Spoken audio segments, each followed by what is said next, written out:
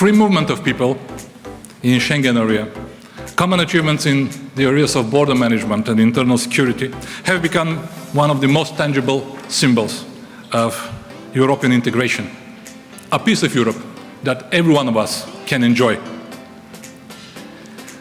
In that sense, this conference is a symbol of the best that Europe can achieve and deliver together. Today we see a transformation of justice and home affairs domain. That transformation leads to a very rapid convergence between internal security, border management and migration management, from operational and also from policy point of view. We cannot anymore draw border lines between them. And at the same time, the ongoing digital revolution will continue and even accelerate its effects in the coming years. Therefore, EU should continue to further explore the capabilities of technologies to make border management, internal security and migration management stronger and smarter. As far as I'm concerned, I see three pillars to make that happen. First of all, promoting and supporting technology innovation. Second, developing continuously the cooperation between the EU agencies, member states and the private sector. And third, reinforcing common legal framework. Think big and dream big.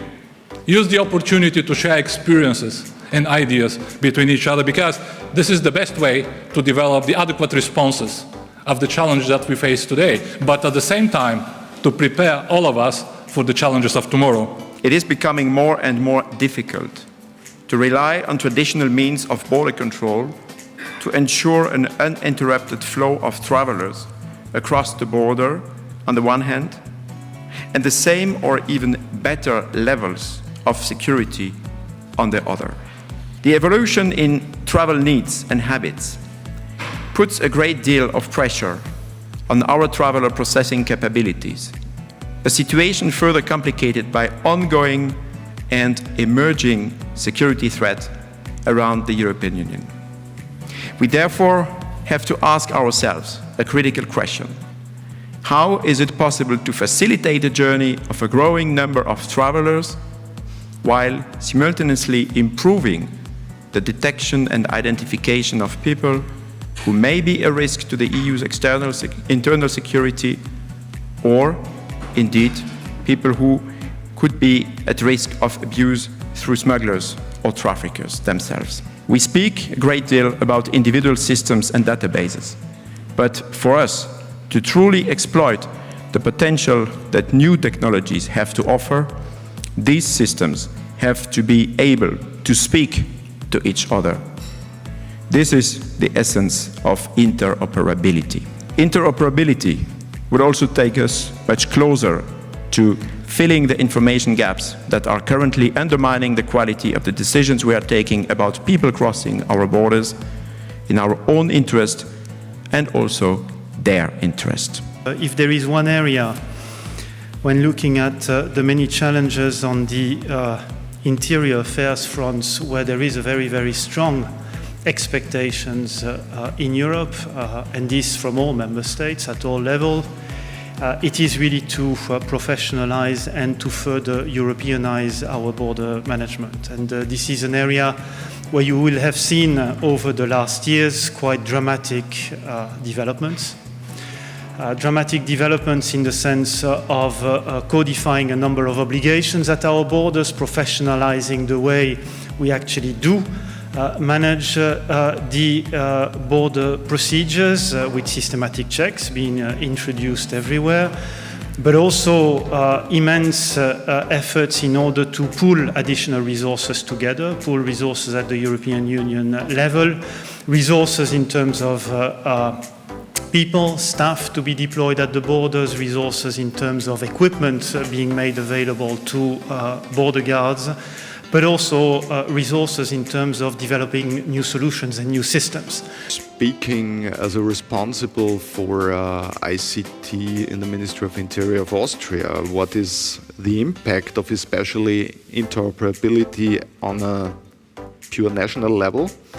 It's not only a comprehensive technical implementation with massive effects on our existing national systems, but it also leads to legal and organizational challenges and has a high impact on the border control process.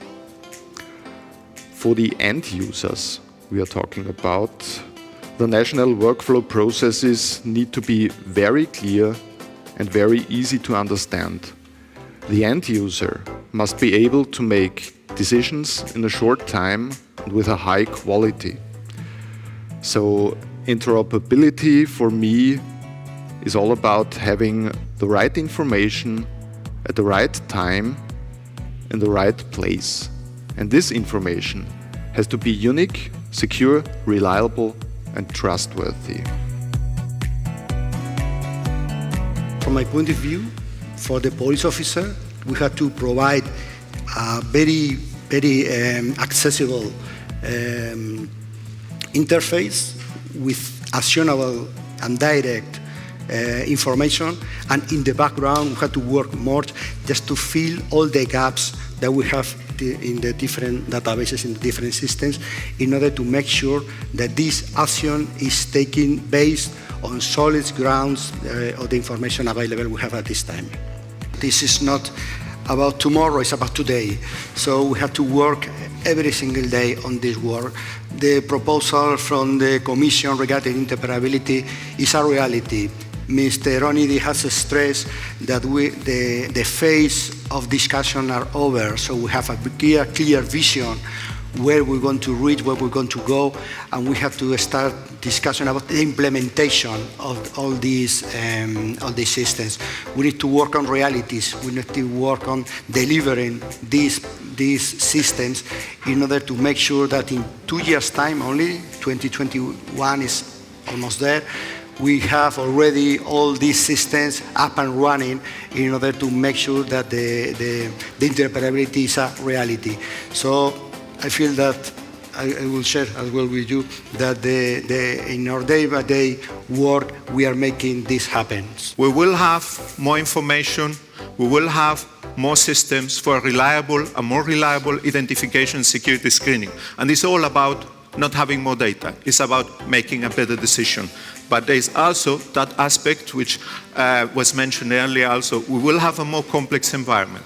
We will have different data from different authorities that will force us a bit to reinforce our consultation procedures and with different agencies and member states involved. At the national level, given the role of the national units and how they will have to interact when they deal with information related to migration or migration databases and security databases, border management, migration and security actors will have also to work closer together. So I think it's also an excellent example on how we will push cooperation at the EU level and at national level to a new limit, let's say, to a new height.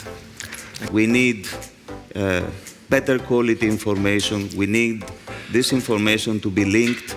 We need the responsible authorities, if you like in legal terms, the competent authorities or the designated authorities where the law allows them to have access to have this access and take proper decisions. So this is in fact leading to better decision making, better security. It's leading to more accuracy. We have now experience, so we can design better the future systems. We can now analyze errors, so we can bring a lot of quality. We can bring systems talking to each other, if you like, in plain language, in better way, and thus to allow all these authorities, also private stakeholders, carriers, for example, have a better view on the spot, a fast view to take the step that they need to take. And I want to be short but clear. Yes, we do spend, but I see it as a European citizen and as an investment. We invest for the future. We invest for our children. We invest on security. This means also that we invest also for the third country nationals who want to visit Europe to feel more secure. So we do not invest only on security, but we invest on confidence. Confidence means growth, means investments, means stabilization, means all these things. So I see it in this way. It's an investment for our future. So several years ago, Canada and the United States came to an agreement back in 2011 in terms of managing our integrated borders, in terms of securing our perimeter and having an integrated approach. Therefore, stemming from our 2011 agreement between the two countries, we've established a few initiatives. One similar to the ETS, our electronic travel authorization, which we fully launched back in 2015. And as well, we have an ongoing initiative for similar to the entry-exit, slightly different, but still in the same realm in terms of the approach that we're taking, which we should be seeing launching in spring 2019. What we had in mind is to mobilize the national facilitation program that is provided for by EES, and to maybe have all the travelers pre-enrolled by the carriers, for instance, Eurostar, that might provide name, surname, all the background information for those people to the border guard authorities, which could actually pre-check on Signalment database and enroll, biometrically speaking, once at the booth, which would relieve the border guard from a lot of load, which might, I think, or we think, help a bit. Will that bring us to a normal situation? We do not know. We have to test. I believe at least ETIAS, PNR, and also the Cyrene procedures need to be taken into account here. At least. With this recast, it will be a bigger topic. And this is obvious, but we get more and more information. This is good. That leads to more security, but also to more complexity. And especially in terms of first line, second line, the flagging mechanism, we also have this in the PNR world, that we need to take the travelers out of the first line to the second line, more and more procedures like this. How do we organize this? How do we train the border guards? How do we design the IT applications to make this smooth? It's going to be interesting. Strong involvement of the border guards. This is, I think, personally, it's the most critical factor that we have to deal in. They will have to see the system. They will have to want to work with the system. From our perspective, the most successful factors is that if the user wants to use the system and sees the added value. If the system gets in the way of their work, they will not use it, and they will find all the excuses that they have not to use it. But if they see the added value, if the system is performant, is available when they need it, it's available where they need it, they will start using it. Are we getting smarter, or are we getting greedier when it comes to the information? And are we getting technology-focused, information-focused? And when we're talking about technology then, and future technology, that is a particularly interesting subject to me, because I would appreciate that the decisions were made based on existing technology. And here I'm not always quite sure that when someone mentions the term future technology, that are they literally referring to the future technology which will not be there at the time of the implementation. You know, this morning when we left the hotel, some colleagues from Frontex with our director, we were using a GPS, Google Maps application, of course, and I was very focused on the image of the screen, and I tripped over, and I fell. So was I smarter because I was using one application, or was I clumsy because I was using an application? And that's pretty much what I think Pasi was saying, and Pedro was highlighting. We need to be motivated, we need to be innovative, we need to think out of the box, work together, but also be prepared for technology.